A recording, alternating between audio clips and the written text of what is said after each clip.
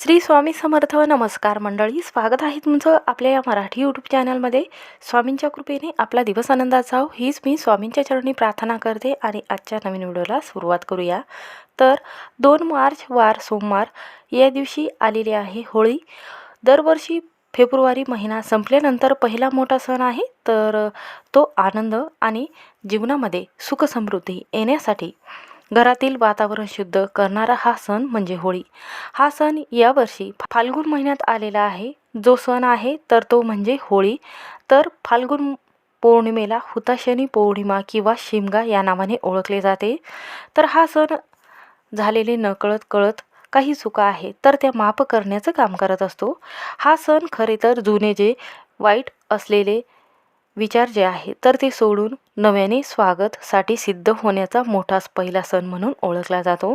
तर सृष्टी ही या काळात बदलत जाते व वृक्ष आपली जीर्ण झालेली जुने पाने त्यागून नवीन पाने धारण करतो. अनेक झाडांना पानवी फुटत असते. पौर्णिमेपासून पंचमीपर्यंत हा सण मोठ्या थाटामाटात 2 ते 3 दिवस साजरा केला जातो. तर हुताशनी पौर्णिमेचा प्रारंभ 2 मार्चला संध्याकाळी 5:55 सुरू होणार आहे आणि पौर्णिमा समाप्ती जी आहे तर ती 3 मार्चला संध्याकाळी 5:07 होणार आहे. होळी किंवा हुताशनी पौर्णिमेला आपण शिमगा ज्याला आपण म्हणत असतो तर ती 2 मार्च 2026 सोमवारी साजरी करायची आहे. तर या दिवशी 5 गौरी आणून त्यामध्ये एरंड्याचे झाड जे आहे तर ते ठेवले जाते, खांटी ठेवली जाते आणि पूजा केली जाते. तसंच 3 मार्चला प्रस्तुतीचं चंद्रग्रहण आहे. चंद्रग्रहण व प्रदोष काळ हा राहणार आहे. त्यावेळी पौर्णिमेची समाप्ती होणार आहे. म्हणून धर्मसिंधू ग्रंथामध्ये काही नियम सांगितलेले आहे, काही वेद सांगितलेले आहे. कोणत्या वेळी पूजा करावी, गर्भवतीने चुकूनही या वस्तूला स्पर्श करू नये. त्याचबरोबर या दिवशी काय करावे, काय करू नये. धर्मग्रंथानुसार होळी ही 2 मार्चला संध्याकाळी साजरी करायची आहे. तर 3 मार्चला धुलीवंदन आहे. याच तारखेला वर्षातील पहिले चंद्रग्रहण राहणार आहे. हे चंद्रग्रहण संपूर्ण भारतामध्ये आपल्याला पाहायला मिळणार आहे. तर या ग्रहणाचे नियम काय आहेत, गर्भवतीने कोणते नियम पाळायचे आहेत, वेद सूतक काळ हा पाळायचा आहे. होळी सण धार्मिक दृष्टीने अत्यंत फलदायी आणि संपूर्ण सृष्टी ही आनंदित करण्याचं हे जे काम आहे तर हे होळी सण करत असतो. म्हणून या दिवशी होलिका दहन म्हणजे आपल्या मनाचे जे वाईट विचार आहेत तर ते काढून नवीन वर्षाची सुरुवात करणे. आपल्या मनातील जे वाईट विचार आहे हे होळीमध्ये दहन करून होळी पेटवली जाते. तर होळीचा अर्थ फक्त गौरी किंवा गौऱ्या जाळून त्या गौरीवर नैवेद्य ठेवून आपल्या मनातील जो वाईट विचार आहे तर तो राग आहे, क्रोध आहे, अहंकार आहे, वासना आहे यासारख्या ज्या गोष्टी आहेत तर या वाईट कृत्यांचा नाश करणे म्हणजे अग्नीमध्ये ह्या गोष्टी टाकून याचा नाश करणे होय. म्हणून हा सण वाईटावर चांगल्याची मात करण्यासाठी हा सण म्हणून साजरा केला जातो.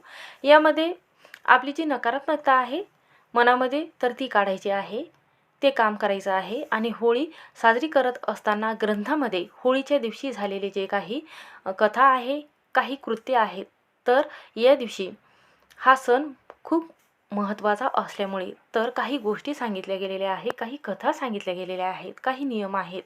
तर होळीच्या दिवशी आपल्याला काय करावे किंवा काय करू नये, त्याचबरोबर कोणते नियम पाळावे, चंद्रग्रहण कधी आहे, गर्भवती स्त्रियांनी काय करावे, काय करू नये, कोणते नियम पाळावे व या दिवशी चुकूनही या वस्तूला स्पर्श करू नका किंवा चुकूनही या 3 वस्तू ज्या आहेत तर ह्या लक्ष्मीकारक वस्तू म्हटल्या गेलेल्या आहेत तर ह्या वस्तू चुकूनही कोणाला देऊ नका. तर पहा, 99% स्त्रिया अशा असतात की ह्या वस्तू देत असतात पण या वस्तूची त्यांना माहिती नसते.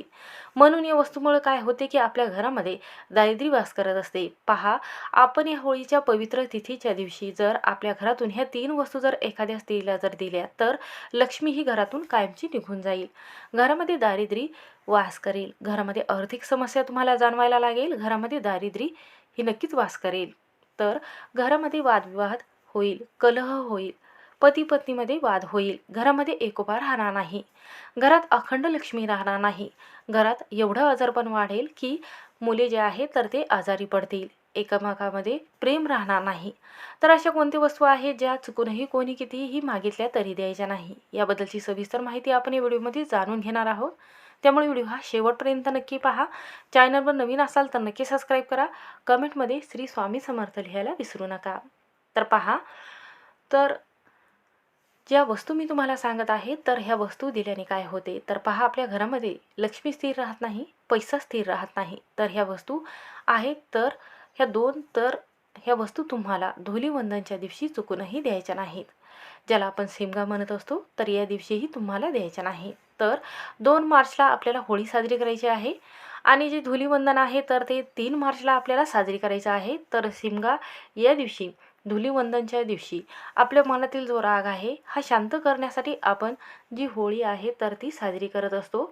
तर पहा, एखाद्या गावामध्ये मंदिरासमोर आपण पाहत असतो की सर्व मंडळी जमलेले असतात आणि मोठी जी होळी आहे तर ती तयार करत असतात आणि ही पेटवली जाते. सर्व घरातील स्त्रिया ज्या आहेत तर गौरी रचून हा सण मोठ्या थाटामाटात साजरा केला जातो. तर पहा, होळी पेटवत असताना ह्या वस्तूमध्ये जी होळी आहे असताना ह्या होळीमध्ये काही वस्तू असतात. ह्या वस्तू जर तुम्ही टाकल्यात तर घरामध्ये सुख समृद्धी येत असते, घरामध्ये पैसा येऊ लागतो. तर त्या वस्तू आहेत त्या म्हणजे पहा, नारळ. नारळ हा लक्ष्मीकारक म्हटला जातो. आपल्या घरातील नकारात्मकता दूर करण्याचं साधन म्हटलं गेलेलं आहे. नारळ जेव्हा टाकला जातो तेव्हा मनामध्ये क्रोध नसावा, आपल्या मनामध्ये शुद्ध विचार असायला हवा, त्यावेळी नारळ अर्पण करावा. खोबरं, गूळ टाकला जातो आणि 1 रुपयाची नाणे किंवा 2 रुपयाची नाणी टाकले जाते. यामुळे काय होते की आपल्या घरामध्ये जेवढी नकारात्मकता आहे तर ती दूर होण्याचं काम जे आहे तर ती होळी करत असते. त्याचबरोबर जी आपण होळी पेटवलेली आहे तर तिथली राख शांत झाल्यानंतर राख जी आहे तर ती घरी आणली जाते आणि आपल्या तुळशीच्या कुंडीमध्ये टाकली जाते, आपल्या घराभोवती टाकली जाते. यामुळे घरामध्ये कोणतीही वाईट नजर, दृष्ट लागणार नाही. एखादी व्यक्ती घरामध्ये आल्यानंतर तिच्या मनामध्ये ज्या वाईट भावना आहेत तर त्या आपल्या घरामध्ये येणार नाहीत आणि आपल्यावर त्याचा परिणाम होणार नाही, त्यासाठी राख ही टाकली जाते. तर जे वाईट मनातील गोष्टी आहेत तर त्या होळीमध्ये टाकल्या जातात आणि नवीन वर्षाची सुरुवात या दिवशी केली जाते. तुमच्याही घरामध्ये जशी पद्धत आहे त्या पद्धतीने तुम्ही पूजा करावी. तर या दिवशी काही वस्तू दान केल्या जातात. तर या दिवशी तुम्ही गहू, तांदूळ किंवा अन्नदान करू शकता, ब्राह्मणाला अन्नदान करू शकता. यामुळे आपले जे पित्र आहेत तर ते शांत होतात आणि त्यांचा आशीर्वादही आपल्याला लाभत असतो. तर पहा, आपण भरपूर पैसा कमवत असतो, पण पैसा घरामध्ये टिकण्यासाठी माता लक्ष्मीला स्थिर ठेवणं गरजेचं आहे. जर माता लक्ष्मी स्थिर असेल तर तिथे पैसाही टिकत असतो आणि माता लक्ष्मीही टिकत असते. आपण एखादी वस्तू खरेदी करत असतो किंवा काही काम करतो तर त्यामध्ये सतत आपल्याला पैशाची आर्थिक तंगी जाणवायला लागते. आपण कर्जबाजारी होतो आणि दवाखाना चालू होतो, तेव्हा आपण म्हणत असतो की माझ्याकडे एवढा पैसा आहे पण घरामध्ये टिकत का नाही. पहा, जेव्हा आपण आपल्या घरातल्या काही वस्तू देत असतो तेव्हा माता लक्ष्मी आपल्या घरातून काढता पाय घेत असते. म्हणून वास्तुशास्त्रामध्ये आणि गरुड पुराणामध्ये अशा काही वस्तू सांगितलेल्या आहेत. श्रीकृष्ण म्हणतात की ह्या वस्तू माता लक्ष्मीच्या आहेत. माता लक्ष्मीच्या स्वरूपात असलेल्या ज्या वस्तू आहेत, जर तुम्ही एखाद्या कोणत्याही व्यक्तीला देत असाल तर घरामध्ये लक्ष्मी स्थिर राहणार नाही. त्या घरातील लक्ष्मी जर तुम्ही दुसऱ्याला देत असाल तर होळीच्या दिवशी जर तुम्ही ह्या वस्तू चुकून जर दिल्यात तर याचा परिणाम जो आहे तर तो वाईट होतो. घरातील कोणतीही व्यक्ती असेल, जवळचा किंवा नात्यातील व्यक्ती असेल, शेजारी असेल किंवा तुमच्या जवळची अगदी जवळची व्यक्ती असेल, तुम्हाला कितीही मागणी करत असेल, मागत असेल तरीही देऊ नका, नाहीतर खूपच तुम्हाला पश्चाताप होईल, आयुष्यभर धनलाभ होणार नाही. तर पहा, होळीचा दिवस हा चांगला दिवस म्हणून ओळखला जातो. त्यामुळे घरात जो पैसा असतो तर हा पैसा जो आहे हा लक्ष्मीकारक म्हटला गेलेला आहे. जर या दिवशी कोणीही कितीही तुम्हाला मागत असेल तरीही पैसा देऊ नका, कारण माता लक्ष्मीचं स्वरूप पैशाला म्हटलं गेलेलं आहे. ज्या घरामध्ये पैसा असतो त्या घरामध्ये लक्ष्मी कायम वास करत असते. ज्योतिषशास्त्रामध्ये असं म्हटलं गेलेलं आहे की या दिवशी जर आपण एखाद्या व्यक्तीला पैसे जर दिले तर त्या पैशामध्ये तो व्यक्ती नेमकं या पैशामध्ये, दिलेल्या पैशामध्ये जी लक्ष्मी आपण दिलेली आहे तर त्यामध्ये नेमकं काय करतो हे आपल्याला माहीत राहत नाही. यामध्ये काही चुकीचे काम जर त्याने केले तर ते काम वाईट असेल किंवा चांगले असेल तर त्याचे दुष्परिणाम आपल्याला भोगावे लागतात. तर म्हणूनच चुकूनही या दिवशी पैसा हा देऊ नका किंवा तो व्यक्ती या पैशाने जर कर्ज घेत असेल किंवा कोणाला फसवणूक करत असेल तर त्याच्या घरामध्ये जो आशीर्वाद किंवा आनंद आलेला असतो तर तो थांबण्यात येतो. त्या घरातून माता लक्ष्मी नेहमीच काढता पाय घेत असते. तर पहा, या दिवशी शिमगा म्हणजे होळी आहे. तर या दिवशी कोणत्या गोष्टी खरेदी केल्या जातात, तर पहा, एखादी वस्तू खरेदी करत असताना आपल्या स्वतःच्या पैशाने आहे तर ते आपण जी वस्तू आहे तर ती स्वतःच्या पैशाने खरेदी करत असतो, तर ती वस्तू घेत असताना आपल्याला कोणतेही निष्काळजीपणा करायचा नाही. आपण त्या पैशाने कोणतीही वस्तू घेऊ शकता. म्हणून कोणतीही वस्तू तुम्ही खरेदी करू शकता. फक्त पैसाच आहे तो कोणाला उसना देऊ नका. आणि घेणाऱ्या व्यक्तीला सुद्धा मान सन्मान राहणार नाही. त्याचबरोबर मानसिक आजारपण किंवा गरिबी या गोष्टीचा सामना त्या व्यक्तीला करावा लागेल. ज्या व्यक्तीने पैसे मागितलेले आहेत तर त्या व्यक्तीवर लक्ष्मीही नाराज होते आणि दुःखाचा डोंगर त्यांच्यावर कोसळत असतो. यानंतरची पुढची वस्तू आहे ती म्हणजे शृंगाराच्या वस्तू किंवा आपल्या घरातील जो पोलपाट आहे किंवा बेलणा आहे किंवा तवा आहे तर ह्या लक्ष्मीकारक वस्तू म्हटल्या गेलेल्या आहे. सौभाग्याचं लेणं ह्या दागदागिन्याला म्हटलं गेलेलं आहे, शृंगाराच्या वस्तूला म्हटलं गेलेलं आहे. होळीच्या दिवशी ज्या विवाहित स्त्रिया झालेल्या असतात, लग्न झालेलं असतं, तर नवीन लग्न झालेली जी मुलगी आहे तर आपल्या लग्नातील जो 16 शृंगार तुम्ही घातलेला आहे, पोत घातलेली असेल, नथ घातलेली असेल, बांगडी असेल किंवा हिरव्या बांगड्या आहेत तर त्या चुकूनही कोणाला देऊ नका. मंगळसूत्र आहे किंवा एखादा दागिना तुम्ही घातलेला असेल किंवा अंगठी असेल, अशा मौल्यवान वस्तू आहेत तर ह्या सौभाग्यकारक वस्तू म्हटल्या गेलेल्या आहेत. कोणतीही शेजारील स्त्री आलेली असेल किंवा एखादी मुलगी असेल कितीही आग्रह करत असेल तरीही ह्या वस्तू देऊ नका. पोलपाट बेलणं जे आहे त्यावर आपण चपाती बनवत असतो आणि आपल्या घरातील चढ उतार जे आहे तर ती पोलपाट बेलण्याला म्हटलं गेलेलं आहे. आपण जर चांगला स्वयंपाक करून जर आपल्या घरातील सर्व सदस्यांना खाऊ घालतो तेव्हा त्यांच्यामध्ये ताकद येत असते आणि आजारपण जे आहे ते नावालाही उरत नाही. म्हणून आपल्या घरातील जी पोलपाट बेलणं आहे तर आपल्या घरातील सुखसमृद्धीचा पाया म्हटला गेलेला आहे. म्हणूनच तुम्ही चुकूनही ह्या 2 वस्तू कोणाला देऊ नका. तर पहा, त्यानंतर पतीच्या कुंडलीमधील जे शुक्रग्रह आहे हा कंकुत होण्यास जो आहे तर तो मदत करत असतो. जेव्हा आपण आपल्या गळ्यातील काही वस्तू देत असतो, दागदागिना देत असतो, तेव्हा पती जो आहे तर तो कर्जबाजारी होऊ शकतो. पती त्यामुळे कर्जबाजारी झाल्यामुळे आपल्या घरातील नातेसंबंध तुटायला लागतात. त्यामुळे ह्या वस्तू देऊ नका. शुक्रग्रह हा धनसंबंधित म्हटला गेलेला आहे. म्हणूनच ह्या वस्तू देत असताना आपण चुकूनही घरातील ह्या वस्तू ज्या आहेत ह्या लक्ष्मीकारक म्हटल्या गेलेल्या आहेत. म्हणूनच घरामध्ये उबडा तवा जो आहे तर तो ठेवला जात नाही, कारण धनासंबंधित तव्याला म्हटलं गेलेलं आहे. ती तवा जो आहे तर हा नेहमी सरळ ठेवला जातो, कोणालाही दिला नाही जात. म्हणून या दिवशी तवाही कोणाला देऊ नका. त्यानंतरची चौथी वस्तू आहे ते म्हणजे मीठ. मिठाला लक्ष्मीकारक म्हटलं गेलेलं आहे. घरातील नकारात्मकता दूर करण्याचं साधन म्हटलं गेलेलं आहे. तर पहा, काही घरामध्ये संध्याकाळी मीठ आणले जात नाही. मीठ आणल्याने लक्ष्मी घरातून काढता पाय घेत असते. संध्याकाळी चुकूनही मीठ विकत घेऊन आणू नका. शनिवारच्या दिवशी मीठ खरेदी करणे शुभ नाही, अशुभ म्हटलं जातं.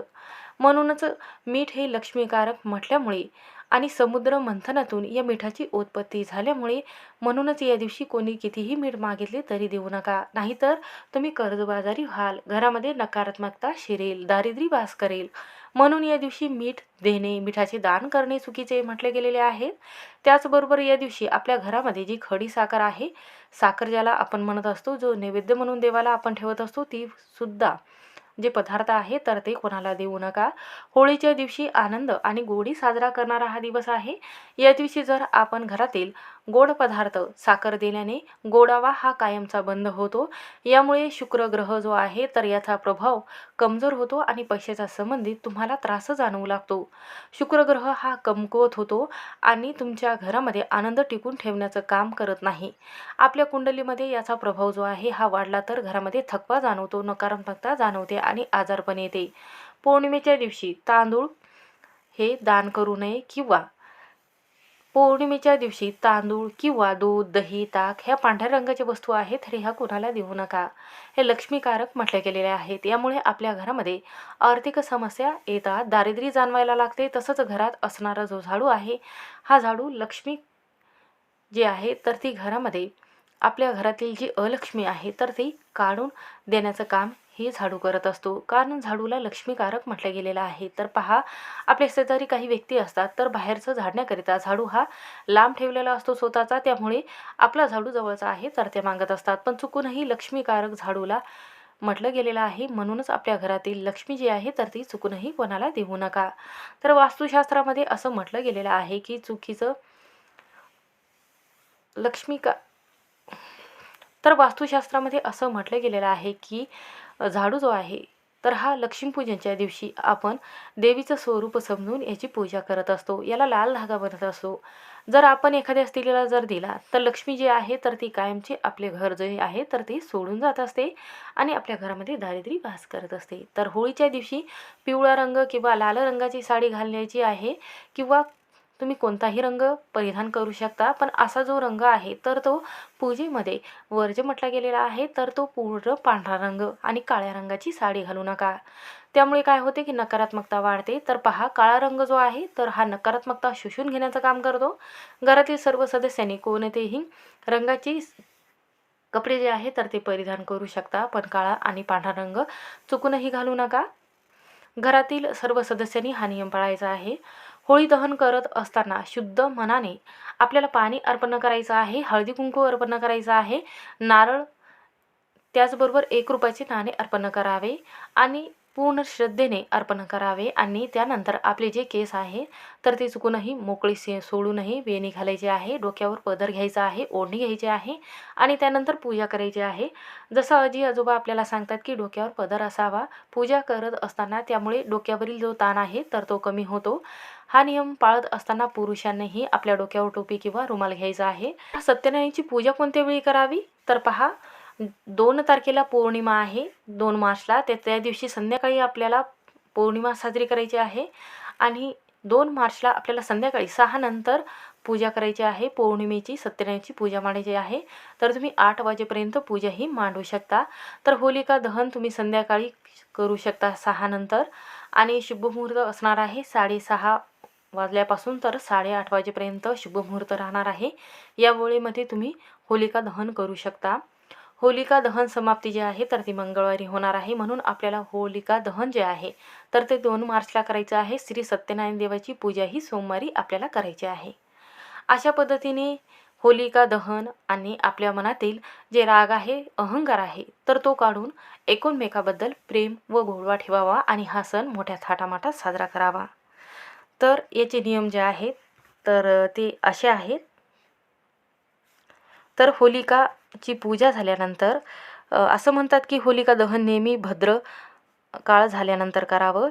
चतुर्दशी किंवा प्रतिपदा तिथी असताना होलिका दहन करण्यात येत नाही किंवा सूर्यास्तापूर्वी सुद्धा होलिका दहन करू नये. होलिकेच्या अग्नीमध्ये भाजलेले गेलेले जे पदार्थ आहेत तर ते व्यक्ती जर खात असेल तर त्यामुळे निरोगी राहत असते. म्हणजे काही आपण जे खोबरं टाकलेलं आहे तर ते खावावं, त्यामुळे आपला आजारपण कमी होते. होळीमध्ये निर्माण झालेले राख दुसऱ्या दिवशी सकाळी घरी आणल्याने किंवा झाडामध्ये टाकल्याने नकारात्मक शक्तीचा नायनाट होतो असं म्हटलं गेलेलं आहे. म्हणूनच असं म्हटलं जातं की या दिवशी होलिका दहन करण्यापूर्वी आपल्याला उत्तर किंवा पूर्व दिशेला उभं राहावं. 4ही बाजूला कच्च्या धाग्याने बांधावे आणि शुद्ध पाणी फिरवावे 5 वेळा. हळदी कुंकू अर्पण करावं. गंध पुष्प व गूळ साबुदाणा अर्पण करावं. हळद मूग बत्ताशे गुलाल व नारळ 1 रुपयाचे नाणे व पुरणपोळी हा नैवेद्य अर्पण करावा. अग्नीमध्ये आहुती द्यावी. नवीन धाग्याचा अंश जसे गहू चणे आणि जे लोणी आहे याचीही आहुती द्यावी. असं म्हटलं जाते की या वस्तूची आहुती दिल्याने घरामध्ये सुखसमृद्धी येते. त्याचबरोबर गर्भवती स्त्रियांनी या चंद्रग्रहणाचे नियम पाळावे. नियमामध्ये चुकूनही धारदार वस्तू असेल जसे की चाकू असेल तर त्याने चंद्रग्रहणामध्ये कोणतीही वस्तू कापू नये, स्वयंपाक करू नये. या दिवशी श्री स्वामी समर्थ या मंत्राचा जप करावा. जेवढ्या मंत्राचा तुम्हाला जप करता येईल तेवढा करावा. हे नियम गर्भवती स्त्रियांनी पाळावे. श्री स्वामी समर्थ. व्हिडिओ आवडला असेल तर स्किप न करता आणि लाईक करा, सबस्क्राईब करा.